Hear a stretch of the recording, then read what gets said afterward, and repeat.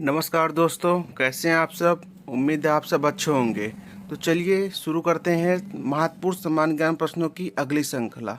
उससे पहले जो भी भाई बहन इस चैनल पर नए हो, चैनल को सब्सक्राइब कर लेंगे और बेल आइकन प्रेस कर देंगे, जिससे हमारी नेक्स्ट वीडियो आप तक सबसे पहले पहुंच सके। तो चलिए शुरू करते हैं। पहला प्रश्न दिया गया है, 1962 में मैकमोहन रेखा के क्षेत्र में भारत का युद्ध किस देश के साथ हुआ था।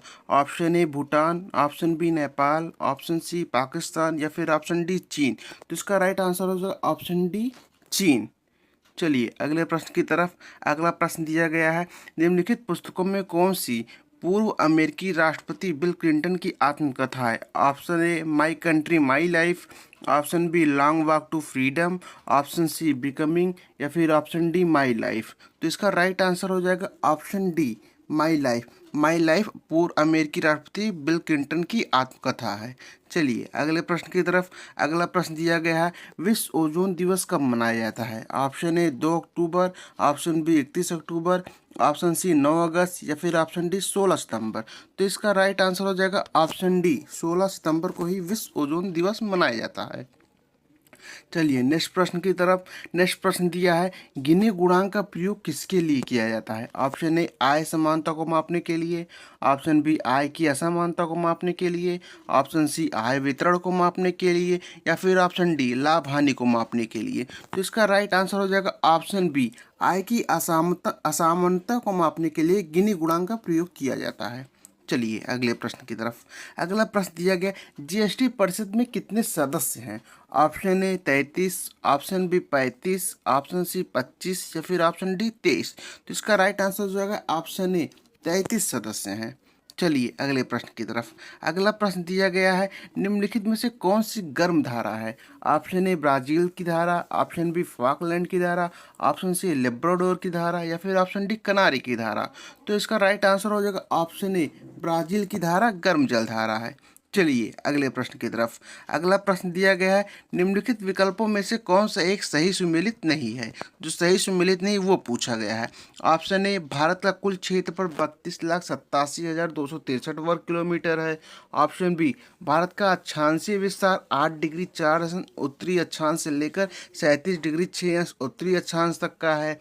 ऑप्शन सी भारत का देशांतरी विस्तार 68 डिग्री 7 अंश पूर्वी देशांतर से 97 डिग्री 25 अंश पूर्वी देशांतर तक है। या फिर ऑप्शन डी भारत में राज्यों तक केंद्र शासित प्रदेशों की संख्या 29 तथा 7 है। तो इसका राइट आंसर हो जाएगा ऑप्शन डी, यही सुमेलित नहीं है।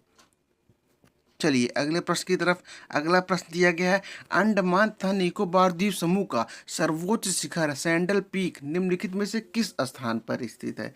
ऑप्शन ए उत्तरी अंडमान, ऑप्शन बी मध्य अंडमान, ऑप्शन सी दक्षिणी अंडमान या ऑप्शन डी लिटिल अंडमान। तो इसका राइट आंसर हो जाएगा ऑप्शन ए उत्तरी अंडमान। अंडमान निकोबार द्वीप समूह का सर्वोच्च शिखर जो सैंडल पीक है ये आपका स्थित है उत्तरी अंडमान में। तो इसका राइट आंसर हो जाएगा ऑप्शन ए उत्तरी अंडमान। चलिए अगले प्रश्न की तरफ। अगला प्रश्न दिया गया, पाक जल संधि निम्नलिखित में से किन दो देशों को विभाजित करती है।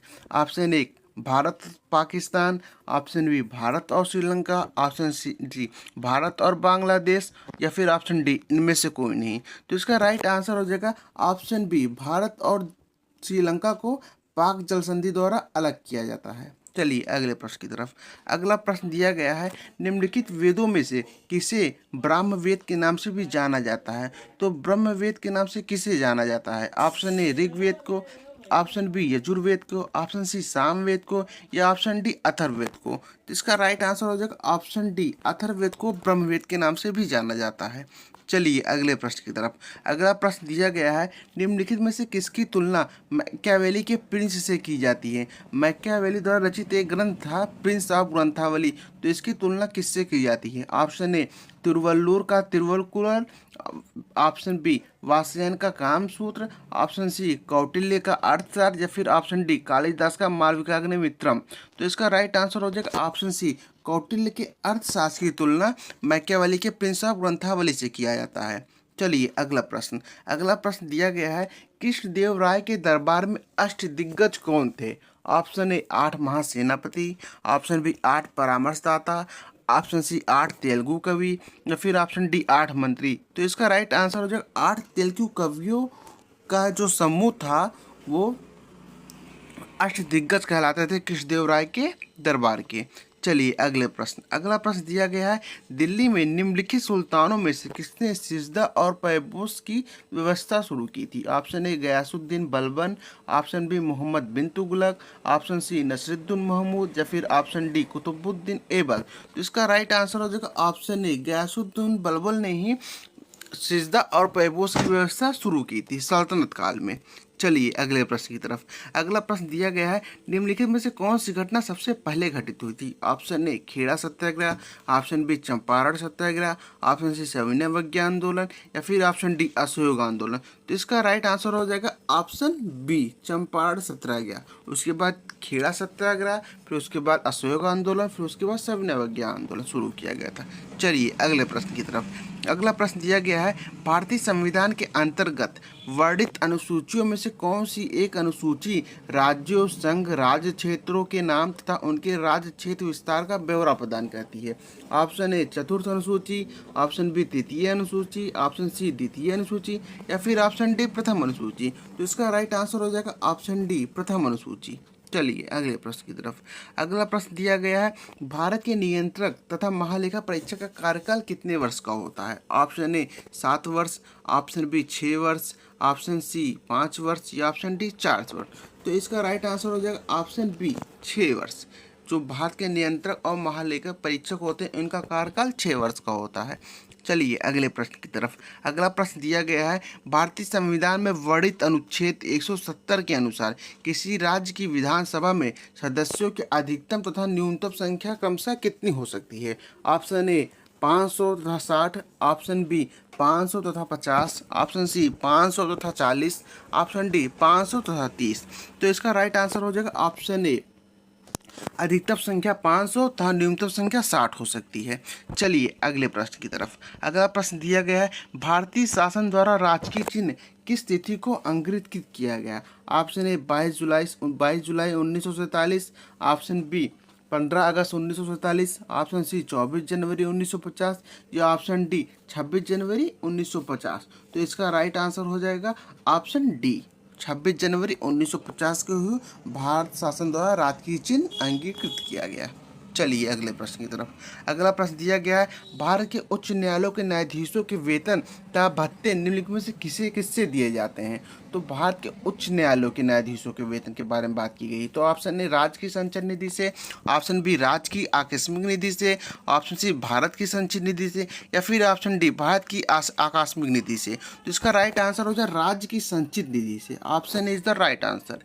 चलिए अगले प्रश्न की तरफ। अगला प्रश्न दिया गया है, रक्त में हीमोग्लोबिन बनाने के लिए निम्न में से क्या आवश्यक है? Option A iron, option B वसा, ऑप्शन सी प्रोटीन, या फिर ऑप्शन डी कैल्शियम। तो इसका राइट आंसर है ऑप्शन ए आयरन।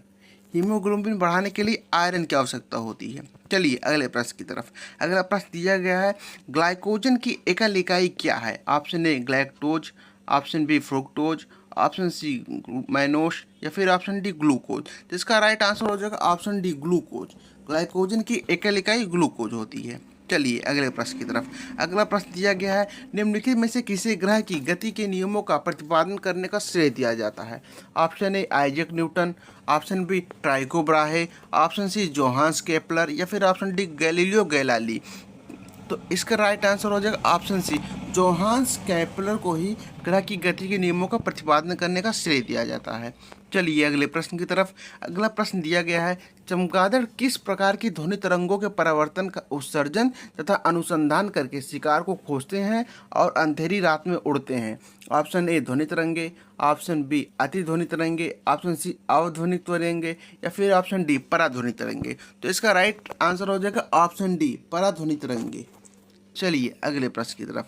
अगला प्रश्न दिया गया है, पौधों की वृद्धि मापने के लिए किस यंत्र का प्रयोग किया जाता है? Option A hygrometer, option B eudiometer, option C crescograph, या फिर ऑप्शन डी पिक्नोमीटर। तो इसका राइट आंसर हो जाएगा ऑप्शन सी क्रेस्कोग्राफ द्वारा पौधों की वृद्धि मापी जाती है। चलिए अगले प्रश्न की तरफ। अगला प्रश्न दिया गया है, वनडे विश्व कप इतिहास में वनडे विश्व कप में भारत की ओर से सबसे ज़्यादा विकेट लेने वाले गेंदबाज हाल ही में कौन बने? Option A Kuldeep Yadav, option B Jasprit Bumrah, option C Mohammed Shami या फिर ऑप्शन डी भुवनेश्वर कुमार। तो इसका राइट आंसर हो जाएगा ऑप्शन सी मोहम्मद शमी। चलिए अगले प्रश्न की तरफ। अगला प्रश्न दिया गया है, भारत की पहली पुलिस ड्रोन यूनिट कहाँ स्थापित की गई? Option A Pune, option B Chennai, option C New Delhi या फिर ऑप्शन डी भोपाल। तो इसका राइट आंसर हो जाएगा ऑप्शन बी चेन्नई। भारत की पहली पुलिस ड्रोन यूनिट चेन्नई में स्थापित की गई। चलिए अगले प्रश्न की तरफ। अगला प्रश्न दिया गया है, भारतीय मसाला अनुसंधान संस्थान ICAR या IISR कोझिकोड ने ISR चंद्रा नामक अधिक उपज वाली किस मसाले की नई किस्म को विकसित की है? तो ऑप्शन ए इलायची, ऑप्शन बी काली मिर्च, ऑप्शन सी हल्दी या फिर ऑप्शन डी प्याज। तो इसका राइट आंसर हो जाएगा ऑप्शन बी काली मिर्च। काली मिर्च को ISR द्वारा अधिक उपज वाली मसाले की नई किस्म बताई गई है। चलिए option B is the right answer. चलिए अगले प्रश्न की तरफ। अगला प्रश्न दिया गया है, 14 अक्टूबर 2023 को 141वीं अंतर्राष्ट्रीय ओलंपिक समिति की बैठक का आयोजन किस शहर में किया गया? Option A New Delhi, option B Indore, option C Mumbai या फिर ऑप्शन डी अहमदाबाद। तो इसका राइट आंसर हो जाएगा ऑप्शन सी मुंबई। चलिए अगले प्रश्न की तरफ। अगला प्रश्न दिया गया है, अम्बुबाची मेला कहाँ आयोजित किया जाता है? Option A Patna, option B Lucknow, option C Pune या फिर ऑप्शन डी गुवाहाटी। तो इसका राइट आंसर हो जाएगा गुवाहाटी, ऑप्शन डी। चलिए अगले प्रश्न की तरफ। अगला प्रश्न दिया गया है, फियरलेस गवर्नेंस पुस्तक के लेखक कौन है? फियरलेस गवर्नेंस नामक पुस्तक किसने लिखी है? Option A Kiran Bedi, option B Jaswant Singh, option C Arun Shourie या फिर ऑप्शन डी MJ अकबर। तो इसका राइट आंसर हो जाएगा ऑप्शन ए किरण बेदी द्वारा फियरलेस गवर्नेंस पुस्तक लिखी गई है। चलिए अगले प्रश्न की तरफ। अगला प्रश्न दिया गया, क्राइस्ट द रिडमर प्रतिमा किस देश से संबंधित है, किस देश में स्थित है? Option A England, option B पुर्तगाल, ऑप्शन सी संयुक्त राज्य अमेरिका या फिर ऑप्शन डी ब्राजील। तो इसका राइट आंसर हो जाएगा ऑप्शन डी ब्राजील। ब्राजील में क्राइस्ट द रिडमर प्रतिमा स्थित है। ये अपने 8 अजूबों में एक है। जो 8 आश्चर्य दुनिया के हैं उसमें से एक क्राइस्ट द रिडमर भी है, जो कि ब्राजील में स्थित है। चलिए अगले प्रश्न की तरफ। अगला प्रश्न दिया गया है, प्रसिद्ध पर्वतीय पर्यटन स्थल कोडाई कनाल पर स्थित है। तो प्रसिद्ध पर्वतीय स्थल पर्यटन स्थल जो है वो कहाँ पर स्थित है? तो वो स्थित है ऑप्शन ए नीलगिरी पर्वत, ऑप्शन बी कार्डमम पर्वत, ऑप्शन सी पालनी पर्वत या ऑप्शन डी जावदी पर्वत। इसका राइट आंसर हो जाएगा पालनी पर्वत। जो प्रसिद्ध पर्यटनीय स्थल है वो कोडाई कनाल पर स्थित है। चलिए जो कोडाई कनाल है वो पालनी पर्वत पर स्थित है। चलिए अगले प्रश्न की तरफ। अगला प्रश्न दिया गया है, भारत में कितनी भाषाओं को शास्त्रीय भाषाओं को दर्जा प्राप्त है? Option A 5, option B 7, option C 4 या फिर ऑप्शन डी 6। तो भारत में 6 भाषाओं को शास्त्रीय भाषा का दर्जा प्राप्त है। तो D is the right answer. चलिए अगले प्रश्न की तरफ। अगला प्रश्न दिया गया है, मिजोरम की राजधानी कौन सी है? Option A Aizawl, option B Gangtok, option C Raipur या फिर ऑप्शन डी दिसपुर। इसका राइट आंसर है ऑप्शन ए आइजोल। चलिए अगले प्रश्न की तरफ। अगला प्रश्न दिया गया है, निम्नलिखित में से कौन ऑस्कर पुरस्कार पाने वाले पहले भारतीय हैं? Option A Bhanu Athaiya, option B Satyajit Ray, option C AR Rahman या फिर ऑप्शन डी रसूल कोट्टी। तो इसका राइट आंसर हो जाएगा ऑप्शन सी AR रहमान ही पहले भारतीय हैं जिन्होंने ऑस्कर पुरस्कार प्राप्त किया था। चलिए अगले प्रश्न की तरफ। अगला प्रश्न दिया गया है, उत्तर प्रदेश में सबसे लंबी नहर कौन सी है? ऑप्शन ए आगरा नहर, ऑप्शन बी शारदा नहर, ऑप्शन सी ऊपरी गंगा नहर या फिर ऑप्शन डी निचली गंगा नहर। तो इसका राइट आंसर है ऑप्शन बी शारदा नहर उत्तर प्रदेश की सबसे लंबी नहर है। चलिए अगले प्रश्न की तरफ। अगला प्रश्न दिया गया है, वाराणसी के काशी विश्वनाथ मंदिर का निर्माण किसके द्वारा किया गया था? Option A Rani Ahilyabai, option B Harishchandra, option C Rajoni Scindia या ऑप्शन डी मोरोपंत पिंगल के द्वारा। तो इसका राइट आंसर हो जाएगा ऑप्शन ए रानी अहिल्याबाई के द्वारा ही वाराणसी के काशी विश्वनाथ मंदिर का निर्माण किया गया था। चलिए अगले प्रश्न की तरफ। अगला प्रश्न दिया गया है, निम्नलिखित में कौन सा सही सुमेलित है? सही सुमेलन पूछा गया है। ऑप्शन ए है उत्तर प्रदेश का सबसे पुराना विश्वविद्यालय कौन सा? इलाहाबाद विश्वविद्यालय। ऑप्शन बी नौचंदी मेला कहाँ लगता है? मेरठ। ऑप्शन सी भारत कला भवन कहाँ पर स्थित है? वाराणसी। ऑप्शन डी चौरसिया नृत्य कहाँ स्थित है? मुरादाबाद। तो इसका राइट आंसर हो जाएगा ऑप्शन डी। सॉरी, ये पूछा है कौन सा सही सुमेलित नहीं है, तो इसका राइट आंसर हो जाएगा ऑप्शन डी चौरसिया नृत्य मुरादाबाद। चौरसिया नृत्य मुरादाबाद के नहीं जौनपुर में स्थित है, तो इसका राइट आंसर ही हो जाएगा ऑप्शन डी। सॉरी, ये मिसप्रिंट हो गया है, यहाँ पर नहीं होना चाहिए। चलिए अगले प्रश्न की तरफ। अगला प्रश्न दिया गया है उत्तर प्रदेश के किस जनपद में लाल मिट्टी पाई जाती है? तो ऑप्शन ए आगरा तथा मथुरा, ऑप्शन बी एटा तथा मैनपुरी, ऑप्शन सी मिर्जापुर तथा झांसी, या फिर ऑप्शन डी सीतापुर तथा बाराबंकी। तो इसका राइट आंसर हो जाएगा ऑप्शन सी मिर्जापुर तथा झांसी में ही लाल मिट्टी पाई जाती है। चलिए अगले प्रश्न की तरफ। अगला प्रश्न दिया गया है निम्नलिखित में से कौन सा उत्तर प्रदेश का राजकीय पुष्प है? राजकीय पुष्प की बात की गई है उत्तर प्रदेश की। ऑप्शन ए पलाश, ऑप्शन बी गुलाब, ऑप्शन सी नीलकमल, या फिर ऑप्शन डी चंपा।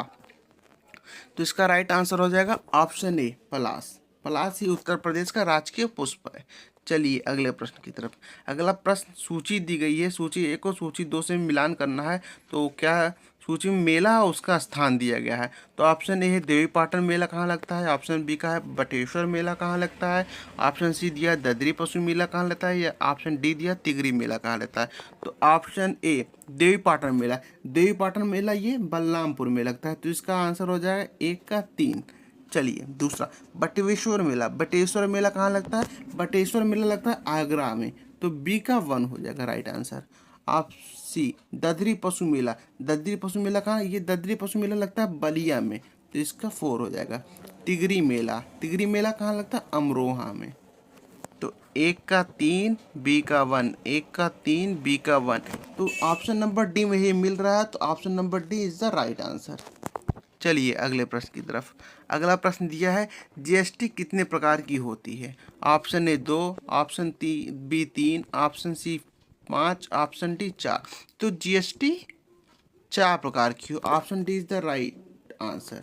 CGST, SGST, IGST और UTGST। CGST मतलब central good and service tax, और SGST स्टेट के लिए गुड एंड सर्विस टैक्स, और UTGST यूनियन टेरिटरी जो है उसके लिए गुड एंड सर्विस टैक्स, और जो IGST है वो राज्य और संघ के बीच के GST टैक्स। ये 4 प्रकार के GST टैक्स होते हैं। चलिए अगले प्रश्न की तरफ। अगला प्रश्न दिया गया है निम्नलिखित में से क्या भारत में नीली क्रांति से संबंधित है? ऑप्शन ए बागवानी, ऑप्शन बी पुष्प कृषि, ऑप्शन सी मत्स्य पालन, या ऑप्शन डी रेशम उत्पादन। तो नीली क्रांति से संबंधित पूछा गया है, तो नीली क्रांति से मत्स्य उत्पादन से संबंधित है, तो option C is the right answer हो जाएगा। चलिए अगले प्रश्न की तरफ। अगला प्रश्न दिया गया है निम्नलिखित ग्रहों में से कौन से ग्रह बिना उपग्रह के हैं? तो कौन से ऐसे ग्रह जिनके उपग्रह नहीं है? तो ऑप्शन ए शुक्र तथा मंगल, ऑप्शन बी बुध तथा मंगल, ऑप्शन सी बुध तथा शुक्र, या फिर ऑप्शन डी पृथ्वी तथा बृहस्पति। तो इसका राइट आंसर ऑप्शन सी हो जाएगा। बुध तथा शुक्र ग्रह के कोई भी उपग्रह नहीं है, ये बिना उपग्रह वाले ग्रह हैं। चलिए अगले प्रश्न की तरफ। अगला प्रश्न दिया गया है निम्नलिखित में से कौन सा कायांत्रिक चट्टान का उदाहरण नहीं है? तो कायांत्रिक चट्टान का उदाहरण कौन सा नहीं है, ये पूछा गया है। तो इस ऑप्शन ए दिया गया है क्वार्टाइज, ऑप्शन बी दिया गया नीस, ऑप्शन सी दिया गया संगमरमर, या ऑप्शन डी दिया गया ग्रेनाइट। तो इसका राइट आंसर हो जाएगा option D granite. Granite is the right answer. तो ये ग्रेनाइट कायांत्रिक चट्टान का उदाहरण नहीं है, बाकी तीनों कायांत्रिक चट्टान के उदाहरण है। चलिए अगले प्रश्न की तरफ। अगला प्रश्न दिया गया है निम्नलिखित में से कौन सा देश क्षेत्रफल में भारत से बड़ा नहीं है? भारत से बड़ा देश पूछा गया है क्षेत्रफल की स्थिति में। तो ऑप्शन ए रूस, option B Canada, option C USA, या फिर ऑप्शन डी फ्रांस। तो इसका राइट आंसर हो जाएगा ऑप्शन डी फ्रांस ही भारत से बड़ा नहीं है, बाकी तीनों देश क्षेत्रफल की दृष्टि से भारत से बड़े हैं। चलिए अगले प्रश्न की तरफ। अगला प्रश्न दिया गया है निम्नलिखित में कौन सी नदी भ्रंश घाटी में प्रवाहित होती है? Option A Ganga, option B Yamuna, option C Son, या फिर ऑप्शन डी ताप्ती नदी। तो भ्रंश घाटी में प्रवाहित होने वाली नदी पूछी गई है, तो इसका राइट आंसर हो जाएगा ऑप्शन डी ताप्ती नदी या तापी नदी भ्रंश घाटी में प्रवाहित होती है। चलिए अगले प्रश्न की तरफ। अगला प्रश्न दिया गया है वेद त्रयी किसे कहते हैं? तो option A Rigveda, Yajurveda, Samaveda, option B Rigveda, Atharvaveda, Samaveda, option C Samaveda, Yajurveda, Atharvaveda, या फिर ऑप्शन डी यजुर्वेद, अथर्ववेद, ऋग्वेद। तो इसका राइट आंसर हो जाएगा ऑप्शन ए वेदत्रयी। वेदत्रयी में ऋग्वेद, यजुर्वेद और सामवेद आते हैं। चलिए अगले प्रश्न की तरफ। अगला प्रश्न दिया गया है, राष्ट्रकूट वंश का संस्थापक कौन था? Option A Dantidurga, option B Gopal, option D Nagabhata, या फिर ऑप्शन डी विजयालय। तो इसका राइट आंसर हो जाएगा ऑप्शन ए दंतिदुर्ग राष्ट्रकूट वंश का संस्थापक था। चलिए अगले प्रश्न की तरफ। अगला प्रश्न दिया गया है, निम्नलिखित सुल्तानों में से किसे अन्य के ऊपर से कर समाप्त करने के लिए जाना जाता है? Option A Sikandar Lodi, option B Alauddin Khilji, option C Firoz Shah Tughlaq, या फिर ऑप्शन डी बहलोल लोदी। तो इसका राइट आंसर हो जाएगा ऑप्शन ए सिकंदर लोदी को ही अन्य के ऊपर से कर समाप्त करने के लिए जाना जाता है। तो option A is the right answer. चलिए अगले प्रश्न की तरफ। अगला प्रश्न दिया गया है, निम्नलिखित में से किसने वर्ष 1784 ईस्वी में एशियाटिक सोसाइटी ऑफ बंगाल की स्थापना की थी? Option A Dwarkanath Tagore, option B sir William जोस, ऑप्शन सी राजा राममोहन राय, या फिर ऑप्शन डी हेनरी लुई विवियन डेरोजियो। तो इसका राइट आंसर हो जाएगा option B sir William Jones द्वारा 1784 ईस्वी में एशियाटिक सोसाइटी ऑफ बंगाल की स्थापना की गई थी। तो option B is the right answer. चलिए अगले प्रश्न की तरफ। अगला प्रश्न दिया गया है, निम्नलिखित में से किसने एक नीति तैयार की जिसे व्यक्तिगत का सिद्धांत या डॉक्ट्रिन ऑफ लैब्स, व्यक्तिगत के सिद्धांत को इंग्लिश में डॉक्ट्रिन ऑफ लैब्स के रूप में जाना जाता है। तो ये सिद्धांत की नीति किसने तैयार की थी? Option A Canning, option B William Bentinck, option C Dalhousie, या फिर ऑप्शन डी एलन बोरो। तो इसका राइट आंसर हो option C Dalhousie. Doctrine of lapse या व्यक्तिगत का सिद्धांत लॉर्ड डलहौजी से संबंधित था। चलिए अगले प्रश्न की तरफ। अगला प्रश्न दिया गया, भारतीय संविधान में वर्णित प्रस्तावना में कितने प्रकार के न्याय, स्वतंत्रता, समानता तथा भ्रातृत्व का उल्लेख है? तो इसका राइट आंसर हो जाएगा option A 1 3 5 2, option B 2 5 3 1, option C 3 5 2 1, option D 5 2 1 3। तो इसका राइट आंसर हो जाएगा ऑप्शन सी। तो भारत के जो संविधान में वर्णित प्रस्तावना है उसमें 3 प्रकार के न्याय, 5 प्रकार की स्वतंत्रता, 2 प्रकार की समानता तथा 1 प्रकार का भ्रातृत्व का उल्लेख है। इसको आप 35-21 से भी याद कर सकते हैं। चलिए अगले प्रश्न की तरफ। इसका राइट आंसर ऑप्शन सी। चलिए अगले प्रश्न की तरफ। अगला प्रश्न दिया गया है, भारतीय नागरिकता निम्नलिखित में से किसे प्राप्त नहीं की जा सकती? जो भारत की नागरिकता है ना उसे वो कैसे किसे नहीं प्राप्त हो सकती? चलिए ऑप्शन ए है जन्म से, ऑप्शन बी है देशीकरण से, ऑप्शन सी भारतीय बैंक में धन जमा करके, या फिर ऑप्शन डी क्षेत्र के सम्मिलन से। तो इसका राइट आंसर हो जाएगा ऑप्शन सी। आप भारत की नागरिकता भारतीय बैंक में धन जमा करके नहीं प्राप्त कर सकते। चलिए अगले प्रश्न की तरफ। अगला प्रश्न दिया गया है, निम्नलिखित में से कौन सा राज्य सबसे अधिक प्रतिनिधि लोकसभा में भेजता है? ऑप्शन ए Maharashtra, option B Uttar Pradesh, option C Gujarat, या फिर ऑप्शन डी इनमें से कोई नहीं। तो इसका राइट आंसर हो जाएगा ऑप्शन बी उत्तर प्रदेश। उत्तर प्रदेश राज्य लोकसभा में अपने लगभग 80 प्रतिनिधि भेजता है। चलिए अगले प्रश्न की तरफ। अगला प्रश्न दिया गया है, निम्नलिखित में से किस समिति द्वारा पंचायती राज को संवैधानिक स्थिति प्रदान करने की संस्तुति की गई थी? ऑप्शन ए अशोक मेहता समिति, ऑप्शन बी बलवंत राय मेहता समिति, ऑप्शन सी एल.एम. सिंघवी समिति, या फिर ऑप्शन डी इनमें से कोई नहीं। तो इसका राइट आंसर हो जाएगा एल.एम. सिंघवी समिति। एल.एम. सिंघवी समिति द्वारा ही पंचायती राज को संवैधानिक स्थिति प्रदान करने की संस्तुति की गई थी। तो इसका right answer option number C L M. Singhvi समिति। चलिए अगले प्रश्न की तरफ। अगला प्रश्न दिया गया है, निम्नलिखित में से भारतीय संविधान के किस अनुच्छेद के द्वारा भारत का राष्ट्रपति मूल अधिकारों के कार्यान्वयन को स्थगित कर सकता है? अनुच्छेद 20 तथा 21 को छोड़कर।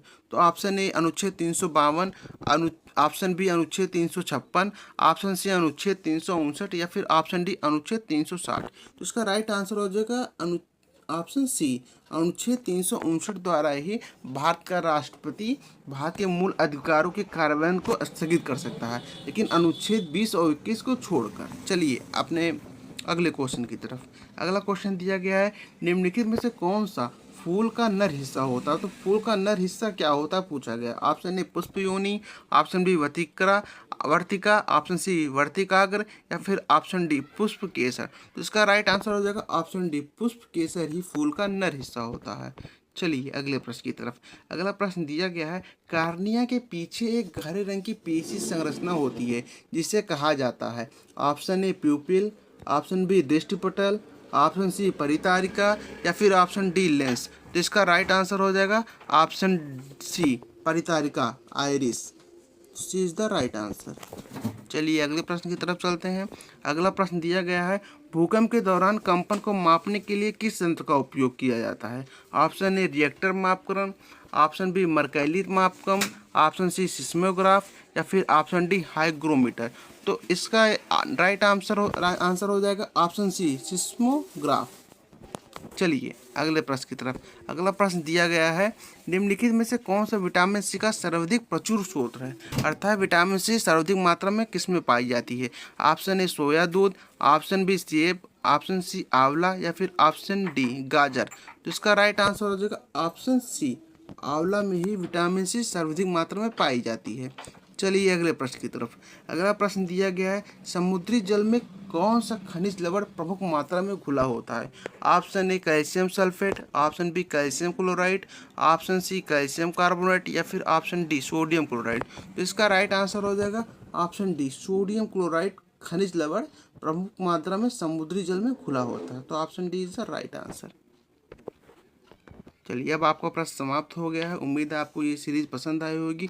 अगर इसमें कुछ त्रुटि होती है तो आप मुझे क्षमा कीजिएगा तथा चैनल को सब्सक्राइब लाइक कर दीजिएगा, कमेंट भी ज़रूर कर दीजिएगा। धन्यवाद।